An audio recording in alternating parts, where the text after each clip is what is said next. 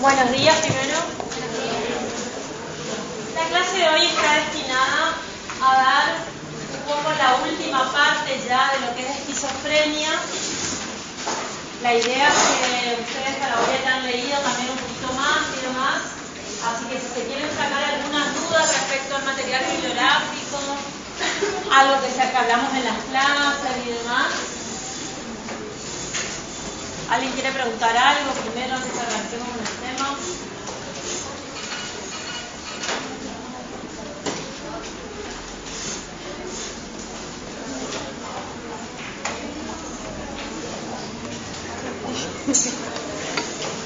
Chicos, hacemos silencio por favor, ya estamos en clase.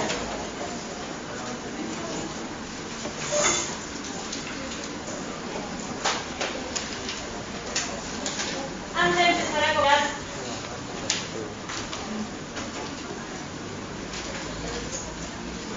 me gustaría saber si alguien leyó algo del material. ¿Alguien leyó?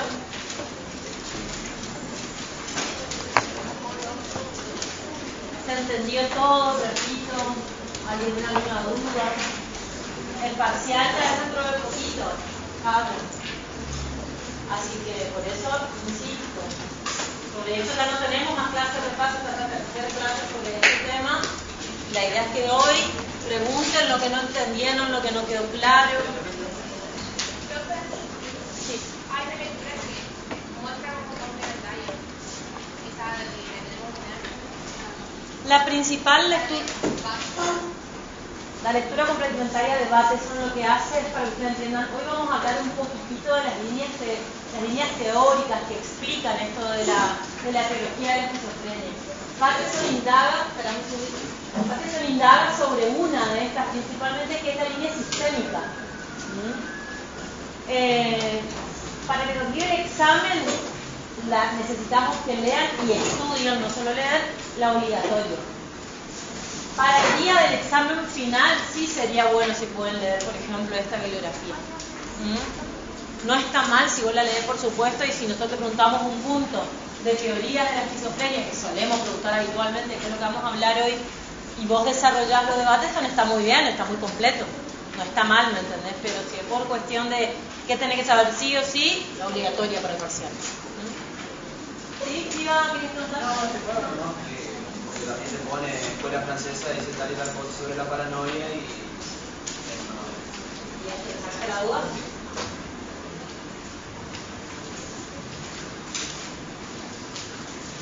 ¿Qué más? ¿Algún otro comentario?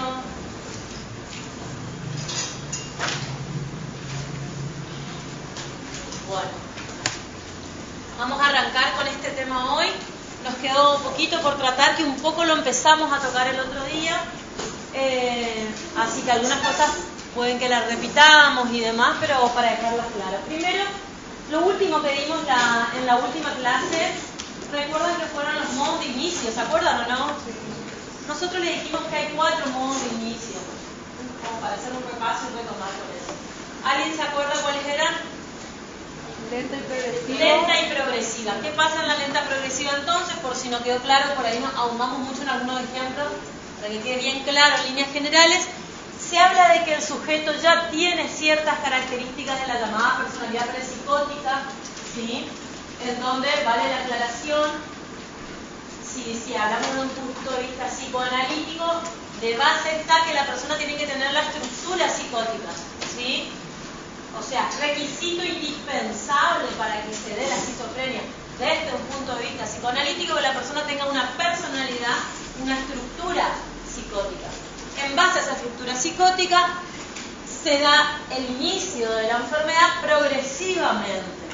Desde las otras líneas, desde la psiquiatría, se habla también no de una estructura, no existe ni siquiera el término estructura de personalidad, sino que se habla de características previas de personalidad. Estas características previas de personalidad son las llamadas personalidades esquizoides, esquizotípicas, que nosotros le hemos nombrado con el profesor, que son personalidades frías, inhibidas, más bien aisladas, con serio distanciamiento de las relaciones interpersonales, pero que en líneas generales tienen una vida normal. Estudian, trabajan, tienen relaciones. ¿Se acuerdan que yo les diferenciaba esas personalidades esquizoides con esas personalidades fóbicas? ¿Se acuerdan o no? ¿Alguien se acuerda qué les decía yo? Porque podrían ser parecidas, pero son diferentes. ¿Alguien se acuerda? ¿No?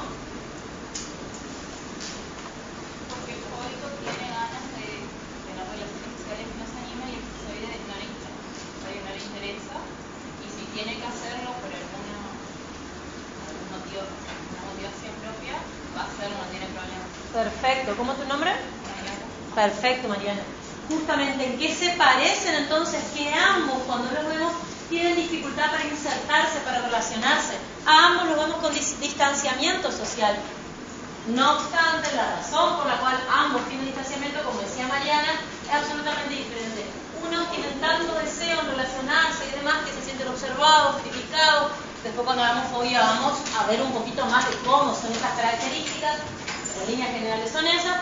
Y no obstante, en una persona con características esquizoides o desde el punto de vista psicoanalítico, una estructura psicótica con una psicosis no desencadenada, lo que ocurre es que la persona no tiene interés puesto en las otras personas, en relacionarse y demás.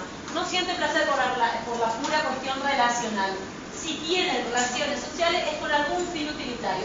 De alguna manera termina sintiendo o termina necesitando esa relación. ¿Se entiende? Entonces, en este modo inicio lento y progresivo se observa esto, ¿sí? Que existen este tipo de personalidades prepsicóticas y las características de la patología en sí, de la esquizofrenia en sí, van apareciendo progresivamente. Primero, ciertas alteraciones en los vínculos sociales, por ejemplo, no siempre se inicia con eso, pero puede iniciarse con eso, con el tiempo cierta cuestión de las dificultades en el aseo personal, el desinterés, mejor dicho, en el aseo personal, el pérdida de interés por cosas que habitualmente le interesaban, la apatía, la bulia, pasar mucho más tiempo como pensando, ensimismados, ¿sí? Empieza a perderse, pero sin tanta sintomatología. ¿Se acuerdan los síntomas productivos? Eso que se agregaban, los delirios, ¿se acuerdan o no? ¿Sí? Eso no aparece tanto en casos de inicio lento y progresivo. Habitualmente la esquizofrenia simple tiene un inicio lento y progresivo. También se puede dar en otros tipos, pero prioritariamente ocurre en este. El segundo tipo, modo de inicio, que llamamos agudo. Nosotros decíamos que la persona nuevamente puede tener o no, Henry incluso habla que el 50% de los casos hay, el 50% no, de estas llamadas personalidades premórbidas, características esquizoides en la persona. Otras personas no tenían aparentemente una vida entre comillas normal, personas normales, y de un momento a otro, abruptamente, es cuando nosotros decimos que la psicosis tiene fecha de inicio, se refiere, por ejemplo, a los casos de modo inicio agudo, la persona empieza a manifestar un montón de sintomatología florida. Cuando decimos sintomatología florida, este término vamos a utilizar en diferentes cuadros clínicos.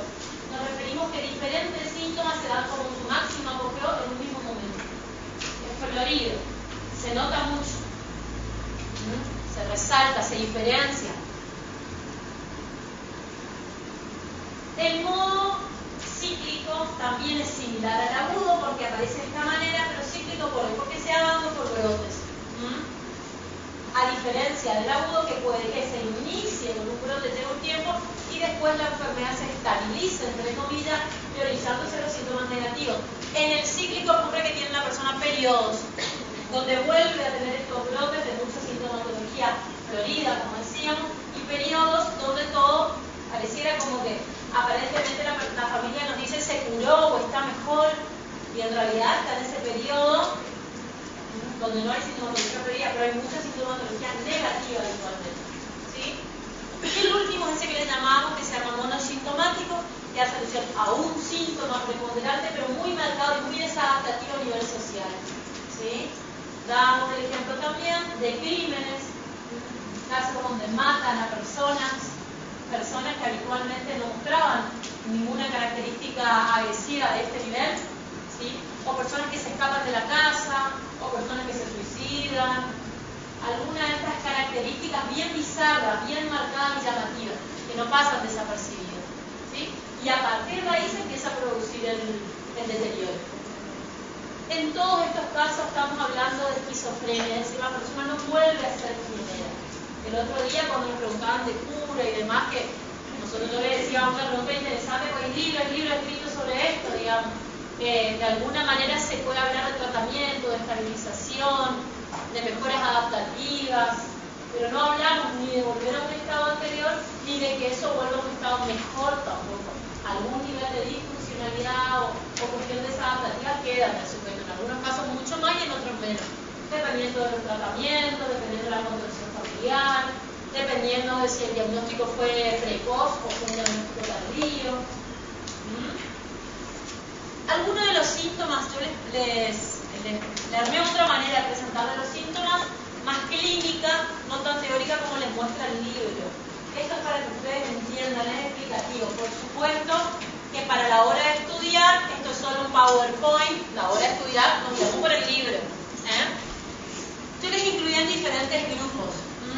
Los síntomas negativos y positivos, que son los que ya hablamos, están acá. Principalmente en síntomas positivos tenemos delirio, alucinaciones, y algunos autores también consideran que la llamada fuga de ideas es un síntoma positivo. Síntomas negativos: no disfruta de nada, no habla con nadie, tiene apatía, abulia, alogia, anedonia. Síntomas cognitivos: apenas puede concentrarse, le cuesta mantener la atención cuando le habla, la persona tiene un déficit también a nivel atencional, puede tener un déficit incluso cuando se le hacen estas pruebas que yo les decía neuropsicológicas de diferente índole, de memoria, de atención, de las llamadas funciones ejecutivas. Síntomas afectivos: está triste, se siente angustiado. Síntomas extrapiramidales: tiene temblores, se siente inquieto, no quiere tomar su medicación. Y toda esta sintomatología genera serias alteraciones en su vida, en el funcionamiento de su vida. Principalmente, como decíamos, a nivel personal, social y laboral. Esto no lo hablamos, pero un repaso para englobar lo que dijimos. A nivel personal, dijimos recién, entonces falta el cuidado y el aseo personal. La persona se empieza a vestir de otra manera, a presentar de otra manera, a mover de otra manera, a conversar de otra manera. No le interesa tanto conducirse con esos canones sociales que tenemos de saludar, de presentarnos, toda esta cuestión socialmente aceptada y bien vista. La persona empieza a perder el interés en todo eso, ¿sí? Aparece esto que se llama el riesgo suicidio. Hay un porcentaje de casos de personas con esquizofrenia que intentan suicidarse y de hecho muchas de ellas lo logran, ¿sí? Se le dan diferentes razones a esto, algunas porque hablan de que el sujeto pierde el sentido de la vida. Eso es cuando priman los síntomas negativos, características más angustiosas, depresivas. La persona pierde el sentido de la vida y intenta matarse. En otros casos tiene que ver, en casos de la llamada esquizofrenia paranoide, yo les contaba que la persona habla de que escucha voces que le dicen que haga ciertas cosas, así como hay casos de que las voces apuntan a lastimar a otros, en otros casos lastimarse a sí mismo. Tenés que morirte, tenés que matarte, tenés que redimir al mundo, muriéndote va a aparecer el Salvador, un montón de mensajes que pueden aparecer que se terminan generando esto.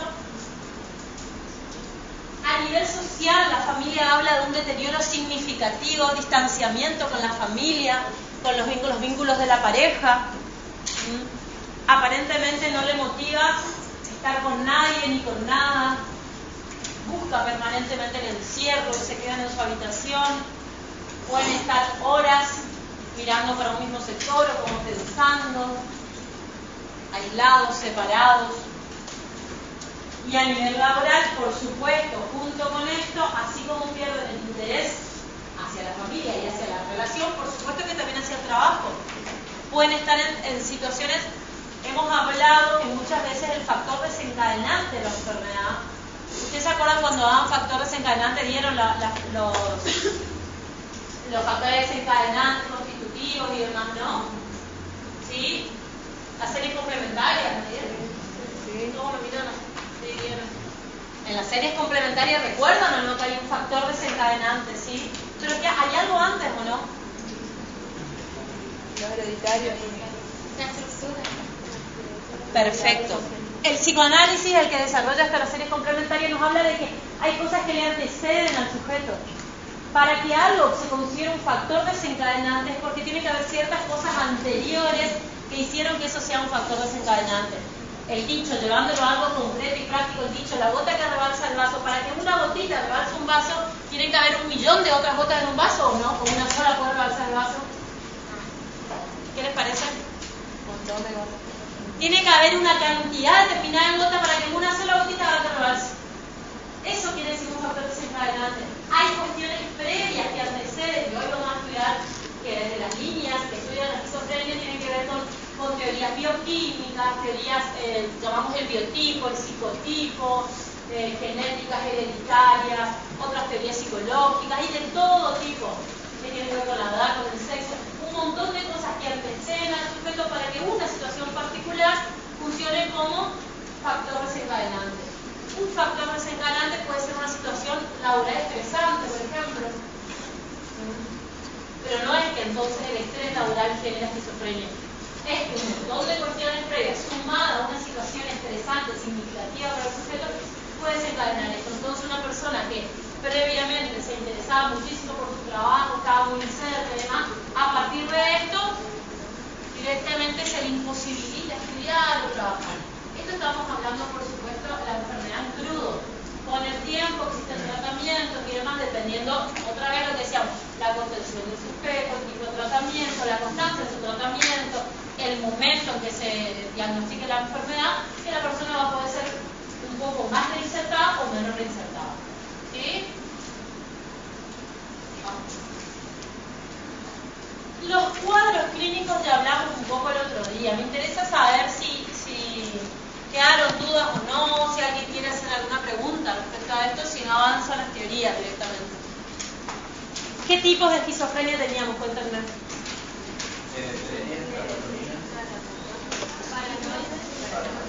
Y una y simple, perfecto. Hebefrenia, catatonía, paranoide y simple, entonces. Vuelve a la anterior. Ahí. Vamos a hacer un repaso. A ver, cierren sus carpetas. No se pongan a... Ya estamos estudiando esto para fijar ciertas cosas, chicos.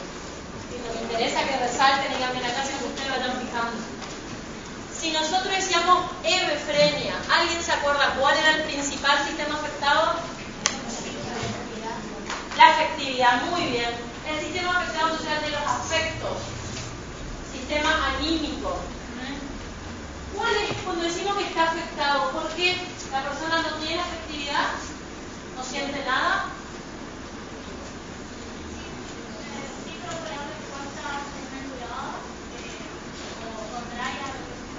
Perfecto, entonces, sí siente afecto sujeto. No es que... Tomen nota, lo que vamos hablando, tomen nota. No es que la persona se le anula el nuevo afecto. Tiene afectividad, pero esa afectividad está alterada para lo que se espera según su edad, su grupo etario. Por ejemplo, ante la respuesta de la condición de la se empieza a reír. Perfecto. Eso es lo que decía la compañera ya también, y el compañero, esto de que tiene respuestas afectivas que no son las esperables con respecto a una situación puntual. Eso lo llamamos paratimia.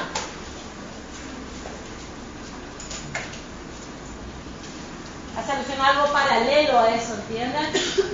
La situación amerita determinada respuesta y tiene otro tipo de reacción que no está conectada con la situación. Afectiva, reacción afectiva. ¿Qué más pasaba? ¿Qué otros modos de alteraciones puede tener? ¿Se acuerdan? Mejor si no miran y piensan, no se imaginan, no hacen memoria. Estamos todavía en afectivo, en hebefrenia. Falta de síntomas productivos, bien. ¿Te acordás cuáles eran los síntomas productivos?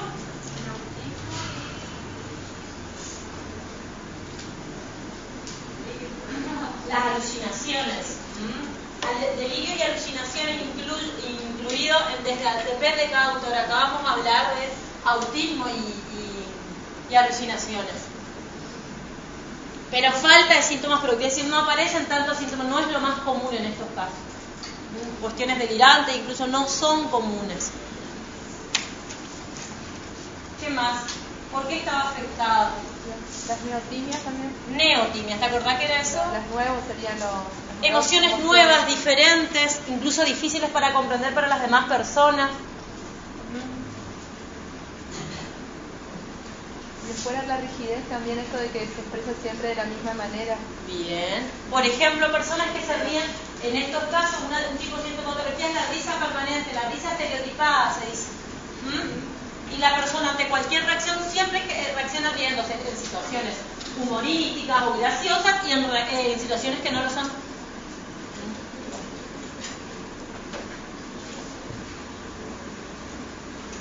También la exaltación del estado del ánimo, la persona se puede mostrar eufórica o con características, lo que vamos a ver que son maníacas. En otra clase vamos a hablar sobre la manía específicamente. ¿Cómo? ¿Hablamos fuerte? Bueno, eso, pero no pasa acá. No pasa acá. Esperamos un... Bien. ¿Qué es lo contrario a la exaltación en el estado del ánimo? Decimos euforia o manía. ¿Qué es lo contrario? Depresión. También hay estados depresivos, entonces, todo lo que es alteración del estado del ánimo. Tenemos un montón de sintomatología propia. ¿Cómo? Extremos, exactamente. Eso, o sea, por momentos se comporta de una manera así exaltada y por momentos como que se calma. Exactamente, sí. Por momentos a la vez pierde el interés absoluto de todo. ¿En qué edad suele aparecer esto de la eufemia? ¿Quién se acuerda o no? ¿Cómo? ¿En la qué? Sí. Decíamos, la hebefrenia es justamente la más joven de todas, la de inicio más joven. Suele aparecer en la edad de la pubertad o en la adolescencia, digamos, ¿sí? Vamos a otro tipo. ¿Cuál era otro que dijimos? Paranoide. ¿Es lo mismo que paranoia? No. ¿Por qué no? ¿Por qué no es lo mismo? Parecido a, pero son dos cuadros clínicos diferentes. La paranoia es uno y la esquizofrenia paranoide es otro. ¿Qué caracteriza la esquizofrenia paranoide? Los pensamientos, el sistema de los pensamientos, o cognitivo también se habían dicho, se encuentra alterado. ¿Qué tipo entonces de alteraciones del pensamiento conocemos que se dan en estos casos? ¿Cómo? Interpretación. Robo del pensamiento. ¿Qué era robo del pensamiento? Cuando tuvo una idea, pero otra persona se la robó. Bien. A veces escucha a alguien decir algo y tiene la sensación, lo interpreta, lo percibe, acuérdense esta certeza psicótica, que él había pensado eso y que otra persona le robó la idea. Cuando hay publicaciones, cosas que se ven en la tele, en congresos y demás, él percibe que ella le ha robado esa idea, ¿sí? Después dijiste otro. Intercambio de pensamiento. ¿Qué era eso? ¿Te acordás? Que como que otra persona le impone el pensamiento. Y a la vez se lo roban. Como que hay manipuleo de alguien desde afuera, con alguien desde afuera en cuanto a sus pensamientos. Cosas que está hablando con el otro, como si estuvieran entremezclados los pensamientos de uno con el otro. ¿Qué más pasaba con el pensamiento? Creo que interceptación es el robo o el intercambio, interceptación. Interceptación es cuando él está hablando de alguna manera y de golpe como que no puede continuar, que son dos cosas diferentes. Otra cosa más. La persona no puede continuar con la idea porque tiene la sensación que alguien interceptó, como que le coartó la idea que él venía teniendo, la línea de pensamiento. No puedo continuar porque otro me ha quitado eso, ha intervenido en mi pensamiento. ¿Qué más había? Imposición del pensamiento. Imposición, ¿qué pasaba ahí? Una persona o alguien, a X personas le impone un pensamiento y que tiene que realizar eso que le dice. Perfecto, podemos asociar con eso que hablábamos hoy, por ejemplo, de los síntomas monosintomáticos, posibles crímenes motivados, estas cuestiones de ideaciones suicidas, ¿cómo? Suicidio, se asocia muchas veces con esto, con imposiciones en el pensamiento. Ellos hablan de que escuchan voces, de que les dicen y no pueden dormir siquiera, pueden pasar días sin dormir por una voz que les está repitiendo y repitiendo que tienen que hacer determinadas cosas, si no puede pasar tal otra. ¿Qué más pasaba? Rigidez. ¿Hay rigidez del pensamiento o no? ¿Qué era eso? Cuando está convencido de lo que piensa es así. Como que no se le puede contradecir porque él cree que es así. Está bien, pero también hace alusión a que hay una idea directriz en donde todas las conversaciones del sujeto tienden a girar en torno a eso. No solo esto, sino que tienen, vuelvo a eso, yo intento, bueno, sacarlo, correrlo de ese foco, vamos a decir, como para bajar el nivel de angustia, aparentemente tiene el sujeto, y la persona vuelve. ¿Vieron el dicho, todos los caminos conducen a Roma? Nosotros siempre decimos con el profe que es el dicho del tú paranoico. ¿Qué has escrito ese dicho? Bueno, ahí todos los caminos conducen a Roma, el dicho paranoico. En estos casos también lo puedo implementar en esquizofrenia paranoica. Tiene que ver con esto que se la compañera. ¿Sí? ¿Algo más? ¿Se acuerdan algún otro? Estamos comentando algunos, esto es un repaso. No son los únicos. ¿Algún otro?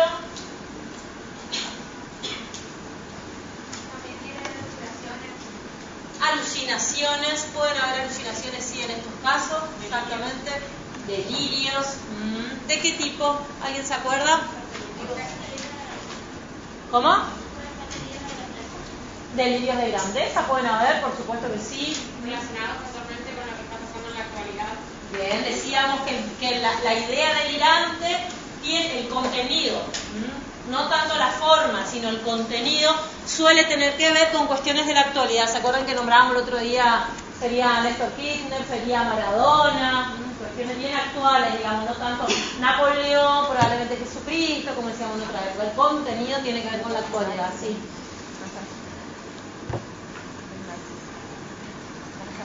¿Algo más?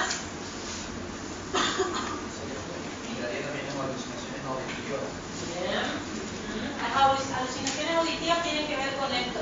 Ya no tengo ese pensamiento en mi mente, sino escucho desde afuera. Ahora, ese pensamiento, ¿cuál es la diferencia, decimos, entre un neurótico y un psicótico en esto? Que el neurótico también escucha una voz adentro de su cabeza o no. ¿Y de quién es esa voz? De la conciencia. Y el neurótico, la diferencia es que tiene conciencia, esto se llama metacognición, la capacidad que tengo para pensar que pienso, metacognición significa eso. La persona, entre comillas, normal tiene capacidad de metacognición. Sabe que esa voz que escucha son sus propios pensamientos o sus recuerdos, aunque las escuche con la voz de otra persona. Aunque yo escuche la voz de mi mamá diciéndome, venía a comer, yo sé que es un recuerdo producto de lo que yo grabé en mi cerebro. No es que mi mamá se le quedó en mi cabeza y me está llamando a comer. ¿Entienden? La persona, cuando hablábamos de estas cuestiones de estas alteraciones de pensamiento, cree que esas voces que están dentro de su mente, que son pensamientos, pero tiene certeza de ello, es la voz de otro, que le manda mensajes. Ahora también estamos hablando de otra cosa que son alucinaciones auditivas.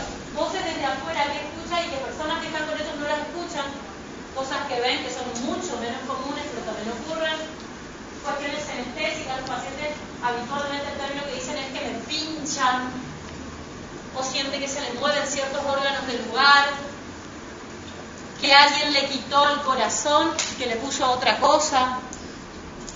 Anestésicamente alucinan, pero cuando hablamos de alucinación acuérdense que la persona sabe, siente eso o ve o percibe eso, ¿sí? Que no lo... Tienen como chips pegados o... No es que tienen chip, yo les conté un ejemplo de una persona que decía que te habían puesto un chip, no es que todos los casos son así, ¿Sí? También yo les decía que son bastante comunes las alucinaciones olfativas. La persona siente cierto tipo de olores.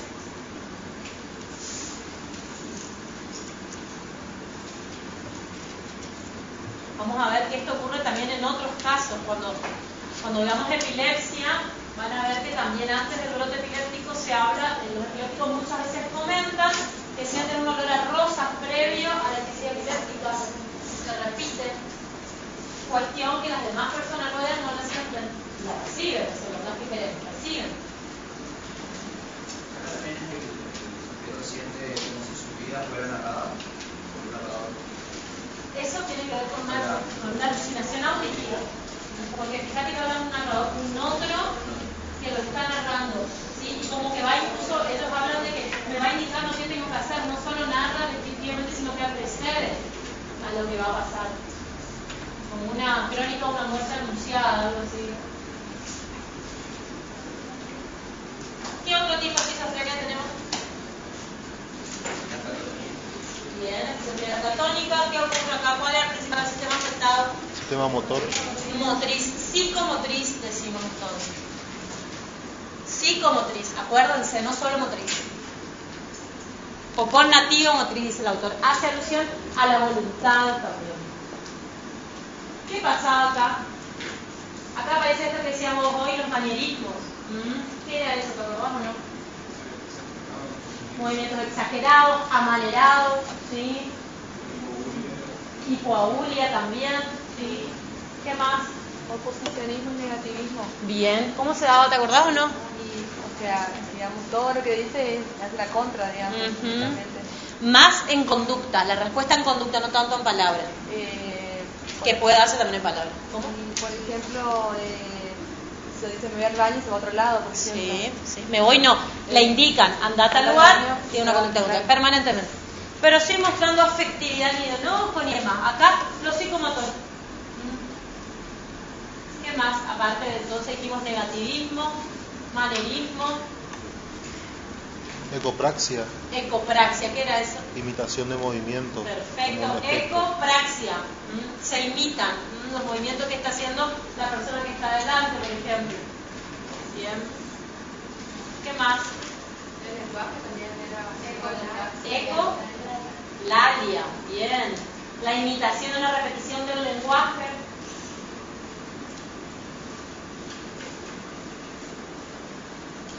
¿Qué más? Yo les hablé de una película. Si no sabes el símbolo. ¿No? Sí, una de esas sí, pero ¿qué pasaba? ¿Qué pasaba, verdad? Las posiciones que tomaba el sujeto, posiciones incómodas, sin un fin utilitario de alguna manera, la persona se posicionaba de una manera que no intentaba hacer algo. Simplemente, y podía quedar horas y horas, yo les decía, hasta tener fuertes contracturas o dolores severos. ¿Sí?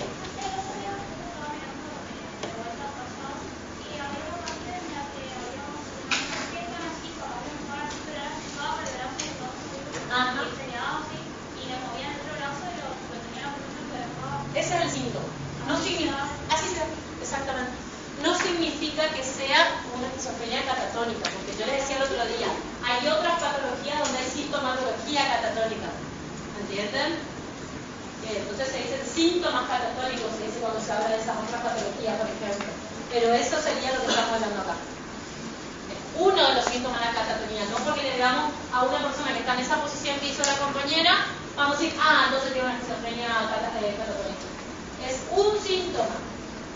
Bastante común, pero es uno nada más. ¿Bien? También se decía que a pesar de que le duela, él lo sigue igual. Exactamente.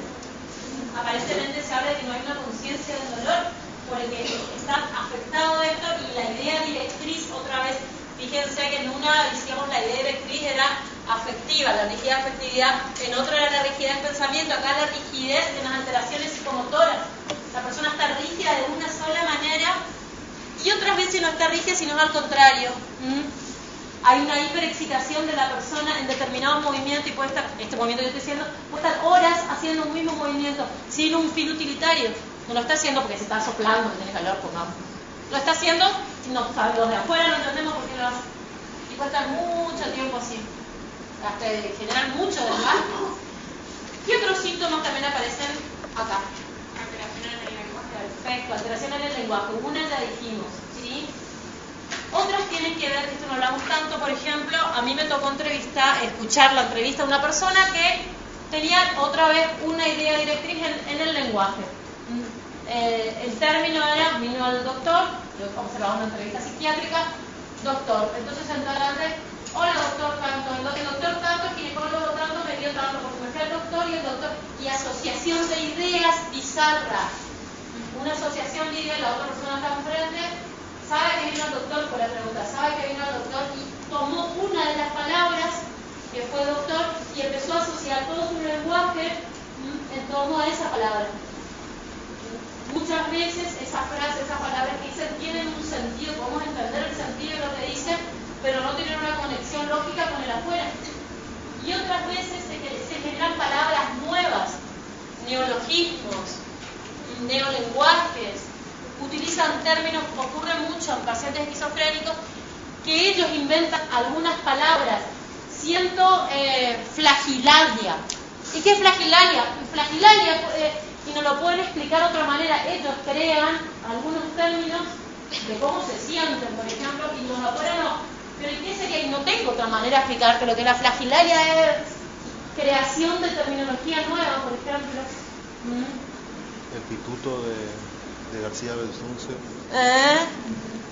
que la bala que había encontrado, que era la esposa, de la cabeza de la esposa, pensó que eran pitutos o algo así. Y había escuchado que era una estrategia de la defensa. Seguro, de jurídico, digamos. Sí. Bueno, eso es lo que está contando el compañero, un caso de García Belsunce. Yo no recuerdo lo que él dice, de que la persona hizo esto, pero por un asesoramiento jurídico, digamos, de armas, era con un término particular. Pituto. Hay una evidencia automática, como que no hay un proceso. Pero puede haber, no es que hay, puede haber. Así como dijimos el negativismo, también hay obediencia automática.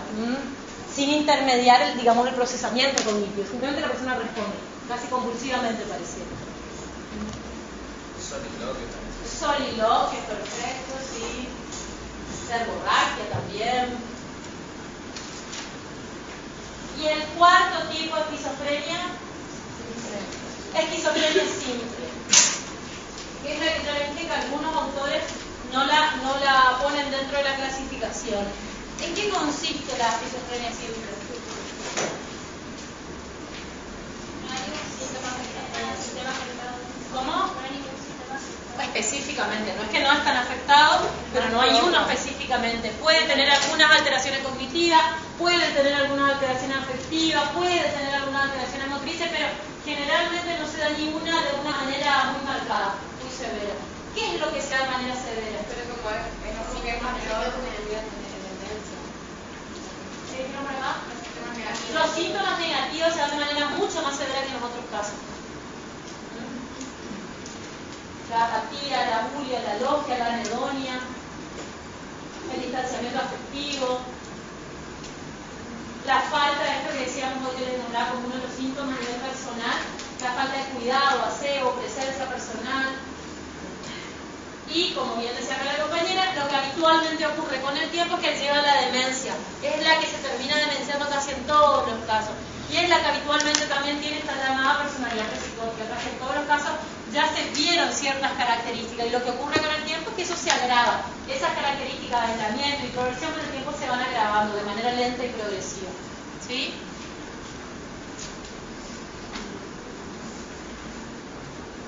Entonces pasamos todos estos. Quería hacer repaso antes que le diga. Como tratamientos, existen multiplicidad de tratamientos porque todavía no hay tampoco algo que se diga con esto desaparece la enfermedad, como veníamos diciendo. Farmacológicamente se considera que una persona que tiene el diagnóstico de esquizofrenia tiene que ser tratada con psicofármacos. Se suele considerar hasta mala praxis los casos donde se hace el diagnóstico de esquizofrenia y no se deriva a un psiquiatra que haga tratamiento farmacológico. Los psicofármacos, ya verán el año que viene, yo solo les nombré para que vayan conociendo. Se tratan con antipsicóticos típicos y atípicos y otras drogas que pueden acompañar para acentuar estos efectos. Y se utiliza también, que se llama la terapia electroconvulsiva. ¿Saben lo que es la terapia electroconvulsiva? No. La electroshock. ¿Ahí saben? ¿Realmente nadie sabe lo que es? Nunca vieron ni una película, nada. ¿Usaban anteriormente? Bueno, yo te cuento que se usa todavía. ¿No silla eléctrica? No. Silla eléctrica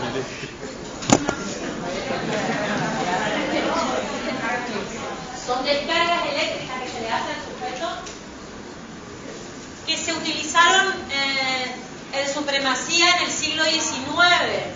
Se intentaron en el siglo XIX y se utilizaron muchísimo. Y a la primera mitad del siglo XX también. Luego se consideró que eso era, vamos a decir, de ser el tratamiento de elección, se consideró lo peor que podía ocurrir. ¿Por qué? Porque aparecieron en las estadísticas algunos casos de muerte por terapia electroconvulsiva. Gente que murió por esto. Al día de hoy todavía existen, no se considera ni lo peor ni lo mejor. Se demuestra cuando una persona se la somete, una persona depresión, con un trastorno depresivo mayor, se la somete a terapia electroconvulsiva. ¿Sabe lo que ocurre? Es lo único que casi instantáneamente es curable. Pero ¿qué pasa? El costo que tiene es altísimo. Uno, que está comprobado que mata. Ustedes sabían que por día todo el ser humano se nos mueren 10.000 neuronas, ¿saben?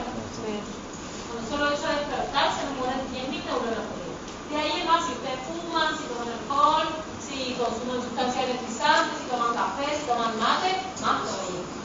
Depende del tipo de vida, digamos. Algunos indaguen todo lo que dije, unos cuantos. Depende de eso, más con ellos, ¿sí? Con este tipo de terapia se observó que se eliminan muchísimas, miles de neuronas en muy poquito tiempo. Uno, primer causa por factor negativo, desventaja.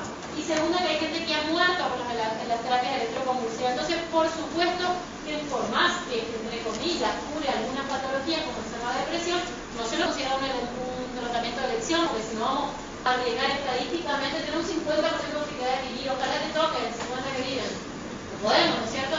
Entonces se considera como tratamiento que todavía existe para depresiones, por ejemplo, resistentes, en donde la persona tuvo un montón de intentos de suicidio y demás, y como le vienen encontrando, salvando, y con la medicación no anda, se consideran casos extremos, se considera esto. ¿Sí? Acá en Argentina está permitido la terapia. Y acá en Corrientes hay lugares donde hay terapia. Centros. Excelente. En el video de Ricky Martin, de noche ni media de día, la protagonista le terminaron eliminando. Perfecto. ¿Alguien vio ese video? Por lo menos lo que dijeron que no saben lo que es. Me impresionaron no saber qué es, chicos. Apretando cultura general, me parece acá. En el video de Ricky Martin, miren, pongan, muy sencillo si me buscan, si no saben qué es. En la esquizofrenia también se consideró en un momento un tipo de tratamiento. A la fecha no se considera un tratamiento de elección por estas desventajas que dijimos y tampoco cura de la manera que hablamos que cura una depresión, pero sí se observa una mejoría significativa, sobre todo en los casos donde prima la sintomatología negativa. Aunque no se lo considera como tratamiento de elección, sigue existiendo en casos donde es muy desadaptativa la vida de la persona, pudo tener intento de suicidio, nuevamente en casos extremos se la sigue considerando, ¿sí? También hay una película de Nina Jolie que es un sustituto, también ella está internada en un manicomio o algo así, ella evita llegar al cuarto donde hace la descarga de la. Ajá, ¿eso no también del hijo? Ajá. Bueno, fíjense, por favor, intenten ver que pongan alguna película, pongan este término, los que no saben qué es, porque es importante que sepan de qué estamos hablando. Y tratamientos psicosociales son tratamientos psicológicos y ¿Qué hace el profesor que... la causa no se sabe qué endógenamente me sigue el cerebro. No se sabe al día de hoy, hay un montón de investigaciones que se ve que genera justamente una descarga eléctrica todo el cerebro. No sabía que la sinapsis es química y eléctrica. Lo que genera esto es electricidad en todo el cerebro como una superactivación de todo el cerebro. Pero no se sabe específicamente por qué hace eso una persona, hay una mejoría en el cuadro pero una descarga eléctrica, o sea, tiene que ver con la cuestión sináptica, pero...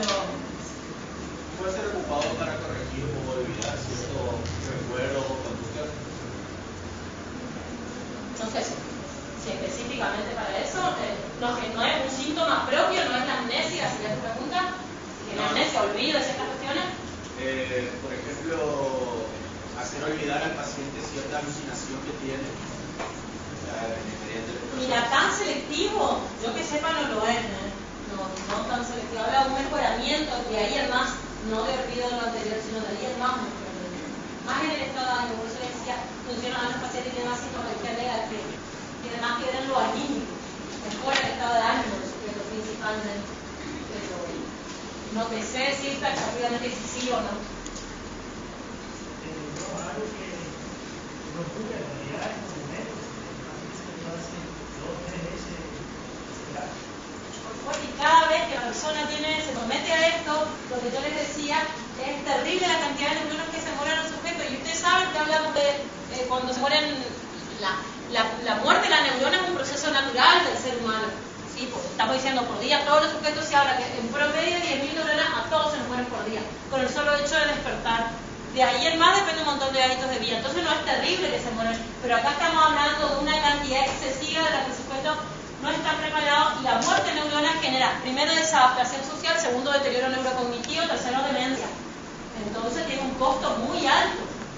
Por supuesto, imagínense a una persona que hace 2 o 3 veces en la vida, como dice compañero, y es terrible lo que le estamos haciendo. Estamos teóricamente ayudando a que no alucine, se sienta mejor emocionalmente, pero por otro lado estamos viendo una persona mucho menos inteligente, socialmente, emocionalmente y cognitivamente que lo que era antes que este tratamiento. Entonces, para todo esto, para todo tratamiento hay un concepto que se tiene que aprender, que lo verán en 4º año, que tiene que ver con todos los tipos de tratamiento, que es la evaluación costo-beneficio. En cada caso que yo voy a darle algo para las flores de Bach, drogas, no sé, yoga, lo que se les ocurra que se pueda hacer, que se considere como tratamiento, hay que evaluar. ¿Qué aporte me genera esto y qué costo tiene esto? Y ahí además ver qué se hace. Con cada caso es diferente. Y los tratamientos psicosociales, que es en lo que vamos a estar metidos los psicólogos, por supuesto, junto con asistentes sociales, junto con un psicopedagogo, junto con otras, desde este grupo etario del que se trata el paciente y demás, en donde se trabaja, primero se puede trabajar psicoterapéuticamente, pero les comento que es bastante difícil trabajar en psicoterapia con un paciente con esquizofrenia. Para empezar, que los tiempos de la sesión no son los mismos que con una persona neurótica, digamos. Puede ser un día de 15 minutos el niño hablar de un tema en particular, cuando primero está estabilizado la medicación y hay cuestiones de la angustia, y donde habla de ese tema no se quieren ir. Esto le digo desde la experiencia, ya no. Entonces puede durar 15 minutos una sesión y con otros 1 hora y media y todavía están enroscados de alguna manera en lo que ellos vivieron una cantidad. Entonces, el tratamiento psicoterapéutico se puede hacer dependiendo en algunos momentos de la vida del sujeto ante la demanda. Cuando el sujeto siente que necesita hablar con alguien de cuestiones particulares y demás, pero no es el tratamiento de elección, son más tratamientos psicosociales. De exerción, de trabajo con la familia, trabajo con ellos mismos, pero dinámicamente, entrenamientos en habilidades sociales y demás. ¿Sí? Vamos entonces a las causas de la esquizofrenia.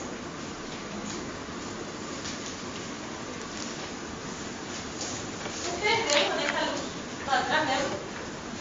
Y si cerramos un poquito las cortinas, ¿no van a ver mejor que están ahí atrás? Parece que está medio clarito, ¿no?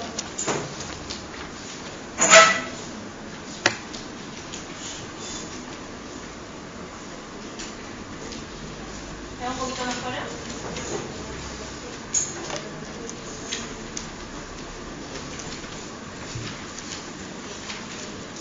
Bueno, cuando nosotros hablamos de causas de la esquizofrenia, podemos hablar de muchísimas y hoy solo vamos a nombrar las que nos desarrolla el libro.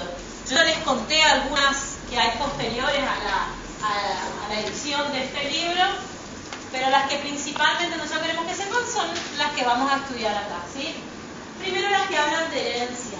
Cuando nosotros decimos herencia, nos estamos refiriendo a una cuestión genética, ¿sí? Se ha demostrado que personas que tienen familiares con diagnóstico de esquizofrenia tienen una carga genética mucho más alta de tener esta enfermedad que personas que no tienen familiares. Familiares ya es un abuelo, un tío, ¿sí? Cuanto más cercano es el vínculo familiar entre la persona y el que tiene la patología, mayor es la probabilidad de tener la enfermedad. El ejemplo más alto, que se dice que hay un 60% de posibilidades de que la persona tenga esquizofrenia, es cuando la madre y el padre tienen esquizofrenia.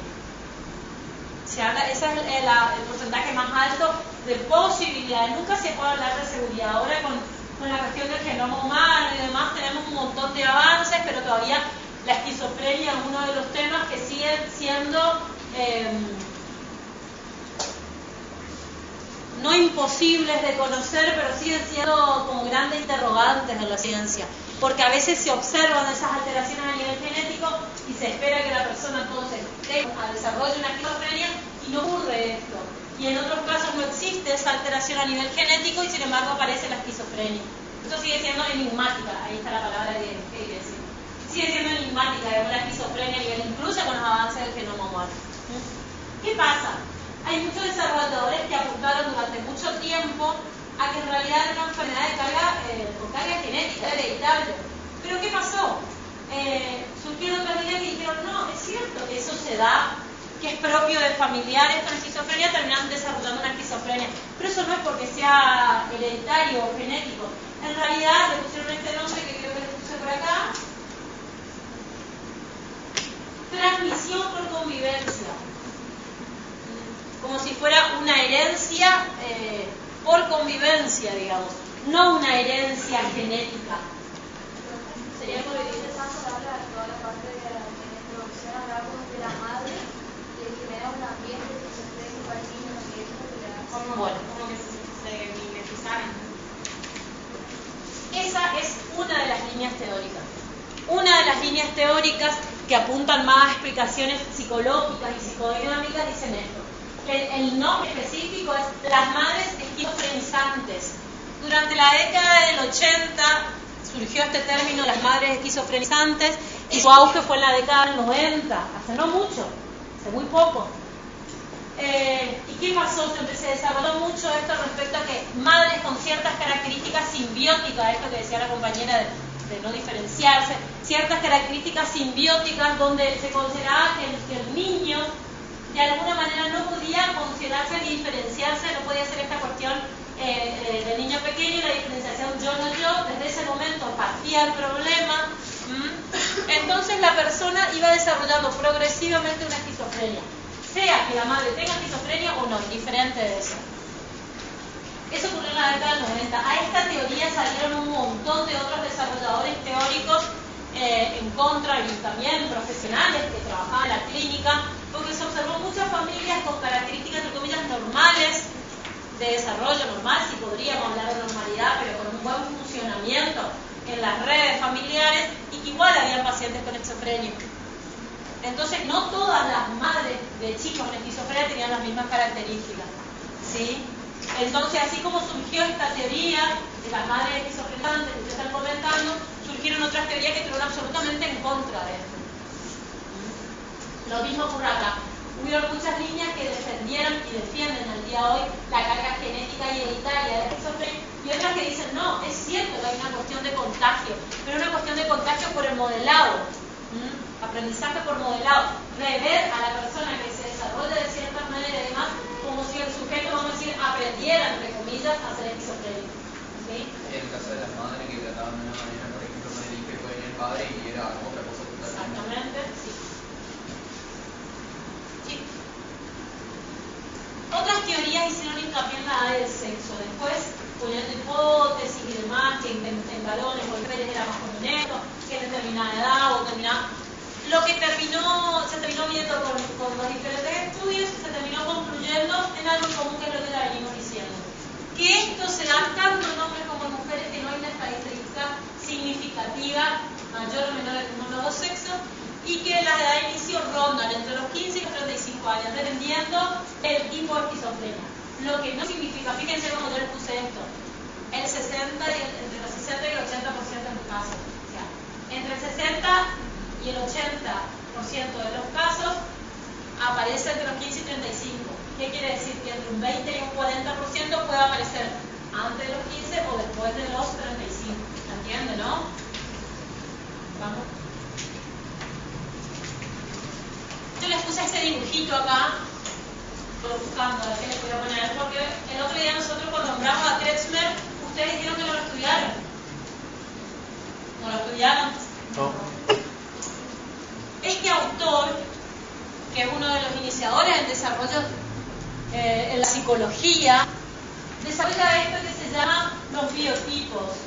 Y este autor recibe la psicología no porque sea psicólogo, sino porque es de la rama de la biología, pero es un desarrollo teórico que se lo aplicamos a la psicología, se lo aplicó a la criminalística, se lo aplicó a la educación. Él hablaba de 3 tipos de hombres: el pícnico, el atlético y el leptosómico. El pícnico, un sujeto más bien regordete, dice el autor.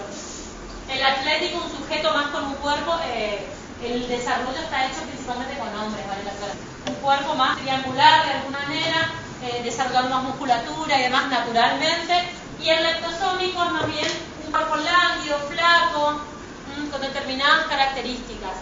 A esta teoría las tipologías, se llama, de Kretschmer, se las aplicó, yo les decía, incluso al área de la criminología. Se hicieron desarrollos como todos los criminales tendían a tener determinado tipo de fisionomía, y otros autores fueron a desarrollar rostros. Hay rostros, en un momento se publicaban en la sociedad a principios del siglo XX, por las diferentes ciudades, sobre todo en Europa, en las calles habían pegados un dibujo de un rostro de persona que se había desarrollado una teoría de rostros característicos, por ejemplo, en criminales.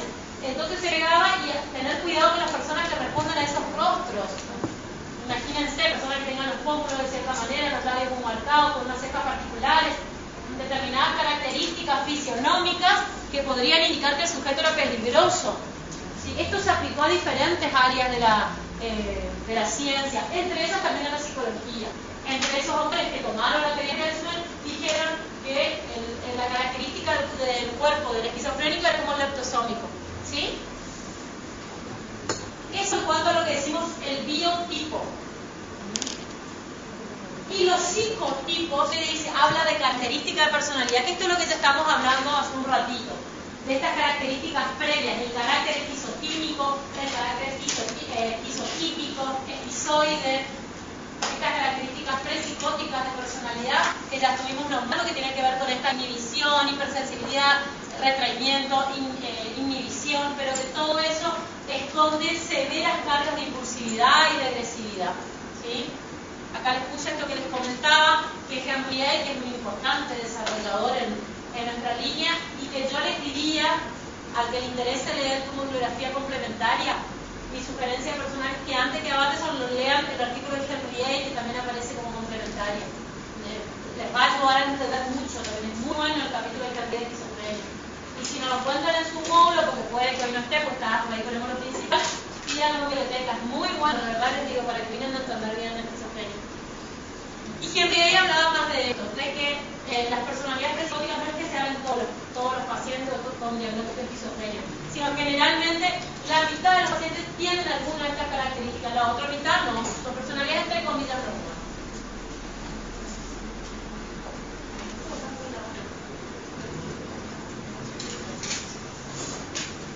Teorías patogénicas. Ahora vamos a hablar de cuáles son las teorías que surgen para explicar todo esto específico. Vamos a nombrar algunos tipos, pero en líneas generales, tradicionalmente, un poquito yo siempre hago porque es bastante claro, tradicionalmente en la psiquiatría y en psicopatología se consideró que si había un determinado síntoma, una determinada enfermedad, vamos a dar un ejemplo, alucinaciones puede ser un ejemplo, depresión puede ser otro ejemplo, un síntoma específico, característica de angustia o demás, se decía que esa cuestión, esa sintomatología, en la mitad de los casos, y el 50% de los casos, se debía a causas fisiológicas.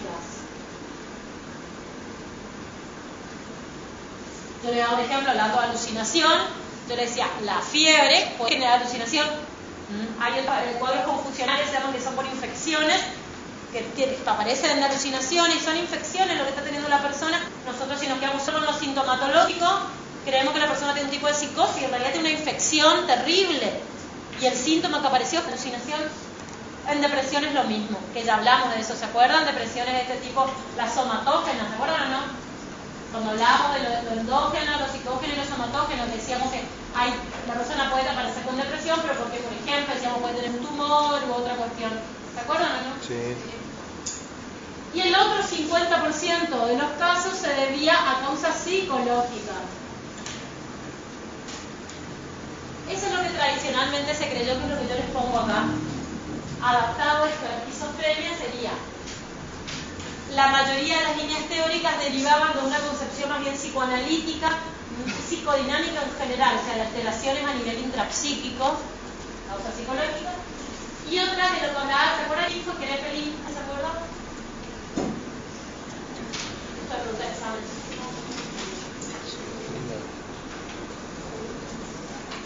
El que habló por primera vez de esquizofrenia, que no le puso el nombre de esquizofrenia, sino de demencia precoz. ¿Y quién fue Freud? esquizofrenia. El que introduce el término esquizofrenia. ¿Sí? Ambos hablaban de cuestiones más orgánicas, hablaban de causas más orgánicas y que a partir de eso se desarrollaba la esquizofrenia. Entonces, en línea general, la mayoría de los autores o se volcaban más a causas fisiológicas más a causas psicológicas. ¿Sí? Al día de hoy todavía sigue siendo así. Generalmente las líneas teóricas, ahora van a ver cuando yo les explique, son un poco más así. Pero hay un nuevo grupo dentro de lo que son, yo les nombré, se llaman las neurociencias, que está haciendo muchos estudios tendientes a explicar las enfermedades mentales y los síntomas que pueden aparecer de esta manera.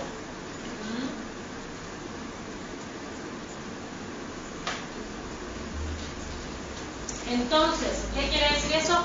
Que el 100% de los casos tiene algún condimento psicológico y algún condimento fisiológico, ambos, dependiendo del caso que se trate. Van a haber casos que van a ser preponderantemente acá, en donde va a ser prioritariamente una causa fisiológica, pero algún componente psicológico tiene que tener la persona para que una persona con una infección desarrolle una alucinación. Prioritariamente va a ser por la infección fisiológica, pero alguna característica psicológica tiene que tener. A la mayoría de las personas no les ocurre eso, tienen una infección, aparecen con una alucinación.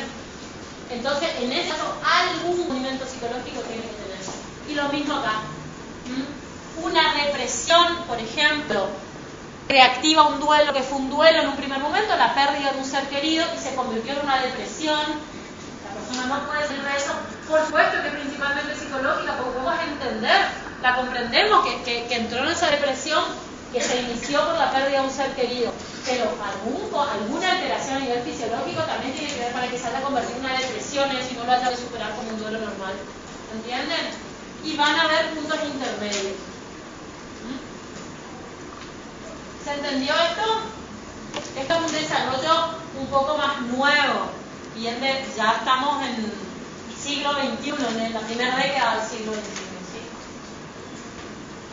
Vamos entonces a las teorías que nos desarrollan Ian y Fisher. La primera es la teoría reflexológica. Pavlov es el desarrollador de esta. ¿Se acuerdan quién fue Pavlov, no? ¿Quién fue?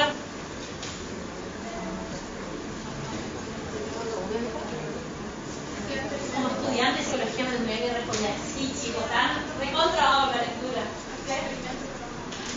Experimento, reflejo condicionado, es el principal desarrollo de Pavlov. Bien, ¿con qué decimos? ¿Qué animal? No, específicamente, ¿qué es lo más llamativo en Pavlov? Bien, pero la campañita, la activación, ¿se acuerdan o no? Este autor, entonces, hace todo un desarrollo más desde el punto de vista organicista, como estaban diciendo, más de ese lado se vuelta, ¿sí? Diciendo que esto que fue resumiendo la esquizofrenia parecía cuando surge la corteza cerebral, un gran número de puntos débiles, dice él. ¿Se acuerdan lo que era la corteza cerebral? Sí. Esta zona.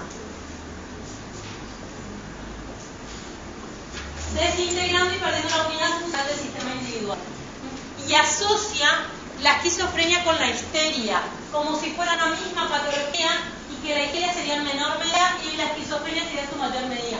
Y habla de que hay un montón de cuadros intermedios entre la histeria y la esquizofrenia. Este desarrollo de Pavlov, sepan chicos que no se basó todavía en estudios anatómicos. Hoy en día para hacer un diagnóstico de esquizofrenia el médico se abastece de un montón de instrumentos, de tomografía computada, resonancia magnética, hay un montón de pruebas que le sirven hoy día al médico para poder hacer un diagnóstico, para que fuera un médico, por ejemplo. Esto está hecho en base a una hipótesis de Pavlov. Piensen que Pavlov nació creo que en 1904 aproximadamente, los desarrollos de él y fueron aproximadamente 30 más o menos. Teoría jacksoniana de Jackson sostiene que en el sistema nervioso central existen centros jerárquicos que están supeditados unos a otros. Habla de alguna manera de estos centros superiores o jerárquicos donde están algunos centros obedecen al funcionamiento de otros. Y dice que existe un proceso de disolución donde se disuelven los centros superiores. Entonces, al disolverse esos centros superiores, primero se genera un deterioro por esa decisión y a la vez los superiores eran los que controlaban, dijimos, los inferiores. Entonces, surgen dos problemas. Los síntomas negativos que asocia con la pérdida de los centros superiores en sí mismos y los síntomas positivos por la falta de control. Nadie regula a los inferiores. Entonces aparecen estos dos tipos de sintomatología. Todo esto está en el libro, chicos. Me interesa más que entiendan y que si digo algo que no se entiende, pregunten. Todo esto, como les aclaro, lo que a nosotros nos interesa que estudien lo que tenemos material bibliográfico en la materia para lo otro. Yo comento porque está en otro material, pero le damos que digamos porque sería muchísimo. Así es, todo esto está en su libro. Intenten comprender más que escribir. Teoría organodinámica de Henry A. Este es el autor que yo les sugerí, si pueden que lo lean, es un capítulo solamente y les va a ayudar a entender mucho, un desarrollador muy importante. Este autor, fíjense que ya Henry A. es un psiquiatra, fue un psiquiatra que a veces tenía una fuerte tendencia psicoanalítica. Entonces fue, y fue muy bueno lo que hizo Henry A. porque pudo de alguna manera incluir en todos, no explicó todo desde un punto de vista psicoanalítico, ni explicarlo todo desde un punto de vista biologicista, sino que integró de alguna manera. Es un inicio, de alguna manera, lo que yo le digo que las neurociencias hacen mucho hincapié en la actualidad. ¿Sí? No es un desarrollador de neurociencia, fue en otra época, pero es muy importante, digamos, que es lo que más se ve en la historia y el desarrollo de esquizofrenia. Lo más cercano a esto que yo les hablo es el Henry A. El proceso esquizofrénico consiste en la tendencia a la desorganización del yo y de su mundo y a la organización de una vida autística. Desarrollo bien psicoanalítico. Y a la par de eso habla de un deterioro en las funciones del cerebro. Considera la esquizofrenia una patología de la personalidad, dice. Él divide en dos grandes grupos. Algunas que se llaman patologías de la conciencia, dice Henry A., y otras que se llaman patologías de la personalidad. Incluye la esquizofrenia dentro de las patologías de la personalidad. ¿Por qué? Porque lo que a veces cambia de alguna manera la personalidad del sujeto y de manera permanente tiene una personalidad diferente. ¿Sí? No es solamente en un área que se ve afectada. La teoría fenomenológica existencial tiene que ver con esto que hablábamos. ¿Se acuerdan quién era el fundador de la fenomenología psiquiátrica? Jasper. Tiene que ver con seguir esta línea y nombra a la esquizofrenia como un modo especial de estar en el mundo, ¿sí? Una manera diferente de ser, de enfrentarse a la realidad. Dice, es un vaciamiento o empobrecimiento existencial. Miss Pouty, que ya les nombré la clase pasada cuando dimos esa recopilación histórica, hace este desarrollo que es muy importante, que habla de la pérdida del contacto vital con la realidad. Y el sujeto, y esto es algo que yo le pongo un aporte muy importante, que se hace hincapié que la esquizofrenia no tiene tanto que ver con cosas que se agregan. No es que el sujeto es el mismo que él es el futuro, que Pablo es el mismo que es hoy, y sumado que es Pablo y ve Pablo y percibe, empieza a alucinar y a ver otras cosas. No. Y hay algo de Pablo que se pierde, que Pablo debe ser quien era. Y se habla de que eso es lo más esquizofrénico en la esquizofrenia.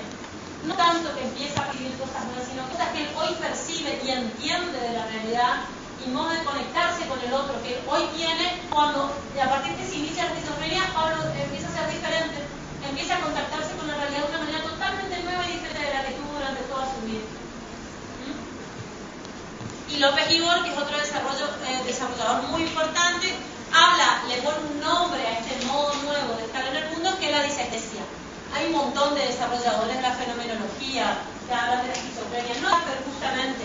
Jasper no habló nunca de esquizofrenia, porque Jasper es el iniciador y escribió un solo libro que es así de ancho, y está en la biblioteca, si lo quiere ver, que se llama Psicopatología General, y da todas las bases a partir de las cuales entender las psicopatologías, pero no habla de los cuadros clínicos en general. Sus continuadores, que estos son dos de los principales, por eso les puse, no les voy a hablar todos los que tenemos, dos de los principales son los que hablan de estos términos. Jung, ¿alguien sabe que Jung lo nombraron algún otro de? ¿Sí? Fue como iba a ser el heredero de Freud, pero tuvieron una disputa porque había mucha rivalidad del fundador de la psicología analítica, y también había controversia porque lo acusó en su momento de tener cierto apoyo con una paciente suya. Hay discusiones en torno a las causas de su... Sí, no hay diferentes... ¿Vieron que hay una película de eso o no? ¿La vieron? ¿Cómo se llama? ¿Método peligroso? Un método peligroso. Miren la que habla sobre los inicios del psicoanálisis, ¿oye cuál? Es muy lenta, muy lenta. Y acuérdense cuando ven películas, yo les insisto en esto, son ficciones, todo tiene agregados, cosas leyendas, sí, imagínense si no lo hubieran puesto ficción, técnicamente es la vida real, pero por supuesto que no queden todo o vayan a cuidar los inicios psicoanálisis de método peligroso, chicos, para que vean alguna cosa que tiene que ver con la época, modo de presentación, cómo se comunicaba, que era a través de cartas, y no. Es interesante para entender cómo se ocurría, porque la psicoanálisis es la base de la psicología, más de la línea que intereses, con tener más cultura general, digamos, nada más esto. Jung es un psicoanalista, pero un psicoanalista que se abre del psicoanálisis freudiano. Teóricamente, incluso era el vicepresidente de la Asociación Psicoanalítica en su momento. Teóricamente, de alguna manera se abría, como si fuera que se jubilaba, vamos a decir, en ese sentido, no porque salía de este pensamiento, y teóricamente Jung quedaría con esta línea teórica. Hubieron determinadas disputas entre ellos, algunos que fueron de las teóricas, y un concepto que para mí sí es muy interesante, que se llama inconsciente colectivo. Un inconsciente, de alguna manera compartiríamos todo lo que somos de la raza humana, más allá del inconsciente individual. Se dice, algunos dicen que tiene que ver con esto, que Freud no estaba de acuerdo, otros hablan de que hubieron amoríos con parejas y demás compartidas, otros desconocemos, pero para que usted sepa de dónde tiene una fuerte tendencia psicoanalítica. Él se considera un psicoanalítico, pero diferente al freudiano. Reconoce a Freud como iniciador, pero él crea otros desarrollos posteriores, ¿sí? Él no creía que todo tendría que ser índole sexual como creía Freud, creía más bien que todo dependía del inicio traumático en el momento que se dio. Exactamente. Jung piensa que hay dos modos de volverse esquizofrénico, debido a la debilidad de la conciencia o a una energía excesiva del inconsciente colectivo. Él dice que ambas causas son las dos posibles a nivel intrapsíquico, ambas darían el mismo resultado. El entrenamiento del yo como el ejecutor principal, digamos, a nivel intrapsíquico. Y eso generaría una desintegración de la personalidad, que es lo que insistimos que caracteriza principalmente la esquizofrenia. Volvemos entonces al proyecto. Yo les puse solamente la teoría de Jung, porque la última teoría, la que continúa en el desarrollo del libro, son las teorías psicoanalíticas propiamente dichas, ¿sí?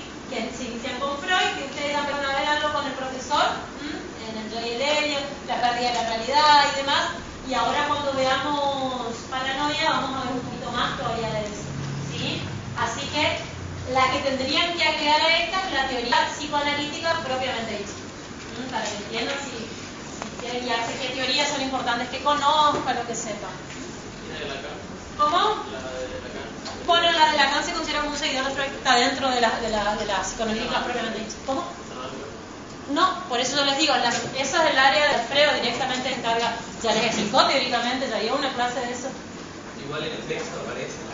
En el texto está, en el texto está.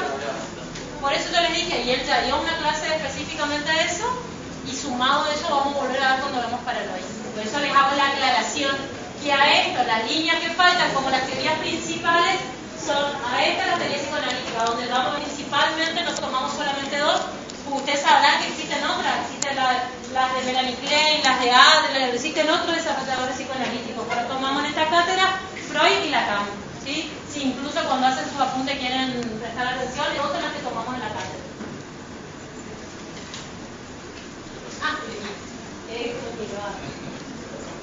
Y lo último, el último grupo de explicaciones son las llamadas teorías bioquímicas.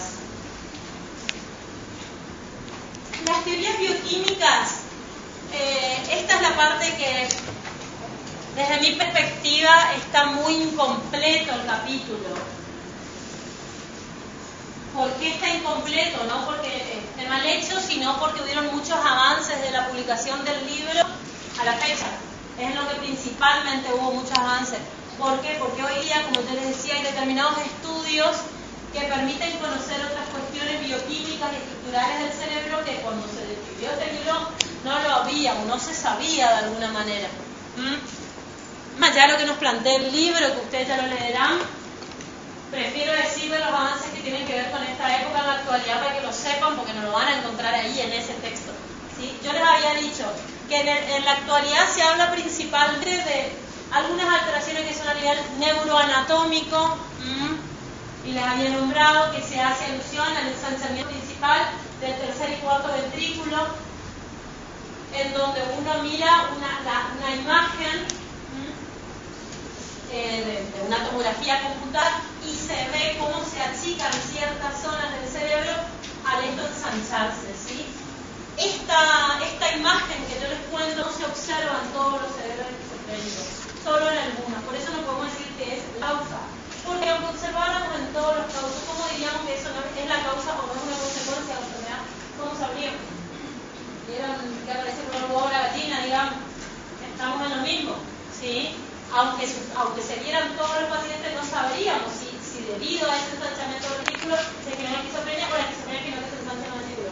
Entonces, lo único que podemos saber es que algo que habitualmente aparece en más del 50% de los casos es esta característica de ensanchamiento ventricular. Otras cuestiones son las que tienen que ver, que yo les puse como el puntito 2, que son las alteraciones a nivel de neurotransmisor, principalmente dopaminérgico. Hay un déficit de la dopamina en la hendidura sináptica. ¿Sí? Hay un déficit, entonces justamente la medicación psicofarmacológica tiene que ver con eso, regular los niveles de dopamina que aparecen. Pero se comprobó que esa dopamina tiene que ver con los llamados síntomas positivos de la esquizofrenia. ¿Sí? Estas alteraciones dopaminérgicas se dan en pacientes que tienen muchas alucinaciones, delirios, fuga de ideas. Sin embargo, los síntomas negativos suelen tener que ver con alteraciones del neurotransmisor, pero serotoninérgicas, de la serotonina. No obstante, tampoco se observó si todos los casos tienen este tipo de alteración, ¿sí? Y algo muy importante son las alteraciones neurofuncionales. Las alteraciones neurofuncionales se permiten ver a través de estudios SPECT. Por ahí vieron, si alguno mira Discovery o esos programas donde se hacen investigaciones y pruebas, se le hacen hacer algunos ejercicios, preguntas o demás a los entrevistados, y mientras tanto se mira el funcionamiento cerebral. ¿Uno vio alguna vez lo que estoy hablando o no? La activación en el cerebro de determinadas zonas depende si se le estimula mostrando una cosa, haciendo otra, hablando, ¿vieron o no? Sí. Si no vieron, búsquenlo, pongan en YouTube, no solo para música o lo que sea que les guste, pongan algo de esto y fíjense estas pruebas experimentales o en la página de Discovery están todos estos archivos. Es muy interesante ver porque muestra qué zonas del cerebro se activan dependiendo la característica del paciente. ¿Y qué se observó? Antes se creía que había que encontrar qué parte del cerebro era la que estaba alterada cuando había una esquizofrenia, por ejemplo. Eso es cuando había esta concepción, ¿se acuerdan del neuro cuando hablábamos del localizacionismo cerebral? ¿Se acuerdan o no? Que hablaba como si el cerebro fuera un mapa. En un mapa la Argentina está en un lugar y Australia está en otro lugar, ¿sí? Nueva Zelanda está en otro lugar, Canadá está en otro lugar. Guste o no nos guste, sea el tamaño del mapa que sea, el color del mapa que sea, la editorial que sea que lo publique, siguen estando en el mismo lugar o no. Un mapa es algo que de alguna manera está establecido, tiene una coordenada exacta donde se encuentra. Se intentó en un primer momento entender el cerebro humano de esa manera, que determinada zona para la audición, determinada zona para el visual, determinada zona para el gustativo, exactamente eso, y así encontrar cuál era la zona alterada, por ejemplo, en esquizofrenia. Luego se observó con el tiempo que es cierto que hay zonas donde se procesa la información, zonas donde se procesa lo visual, zonas donde se procesa lo auditivo, pero cuando se hicieron estas pruebas que yo les digo del funcionamiento, se vieron que se activaba esa zona y otras zonas también. Generalmente, si lo miran en internet o demás, van a ver que se ve amarilla la zona principal y colorada o roja, algunos otros puntitos que aparecen, que se activan en menor intensidad pero también se activan. Entonces ahí se empezó a hablar del localizacionismo dinámico, que es el concepto que tenemos en la actualidad del cerebro. Localizacionismo dinámico. Zonas que se activan con cuestiones, las redes neuronales interconectan una zona con otra y generan como que fueran sistemas, ¿sí? Y eso, todo ese sistema, por ejemplo, tiene que ver con la interpretación visual. Todo otro sistema tiene que ver con la interpretación gustativa. Y todo otro sistema que se activa cognitiva en los casos de esquizofrenia también. Que tienen que ver con el tálamo.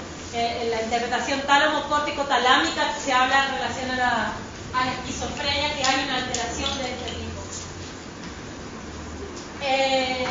¿Alguna pregunta hasta acá de lo que hablamos?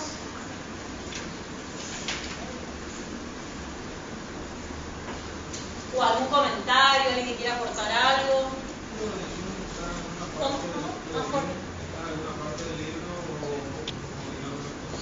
¿Esto que acabo de decir? ¿Lo de Jung? Sí, sí está. A ver, ¿me querés? 57 Jung. Página 57. La hoja de asistencia.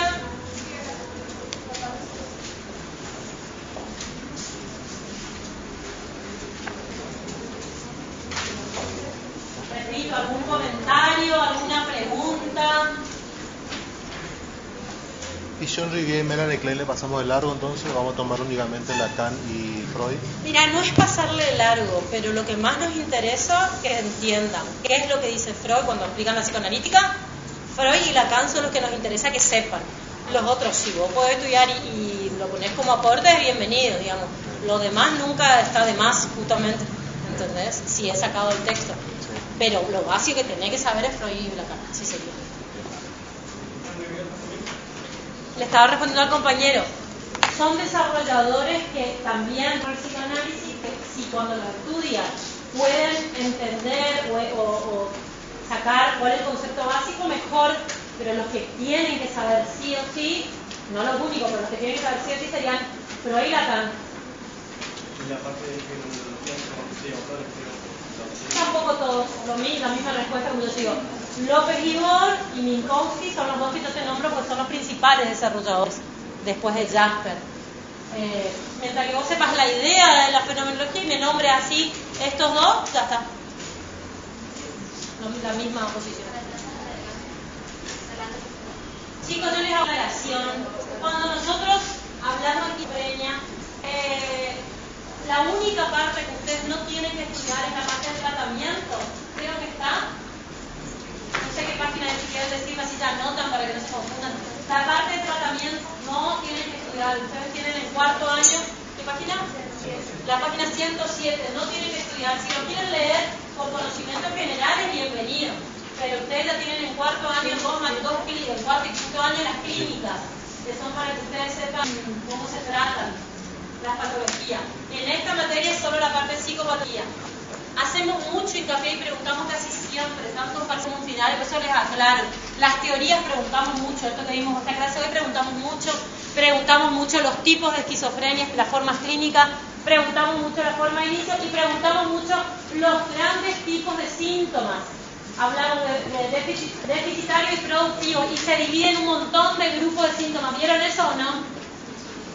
Yo para que sea más entendido les fui metiendo en cada tema, no aisladamente, sino ya conectándoles porque es lo que más les cuesta. Siempre vemos que nos dicen de memoria todos los síntomas, alteración en la conciencia del yo, por ejemplo. Todo eso lo explican perfecto y cuando tienen que explicar las formas clínicas no saben conectar.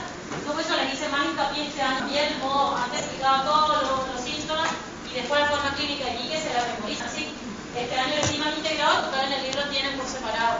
¿Se entendió bien cuáles de las alteraciones son específicas a cada caso? ¿Sí?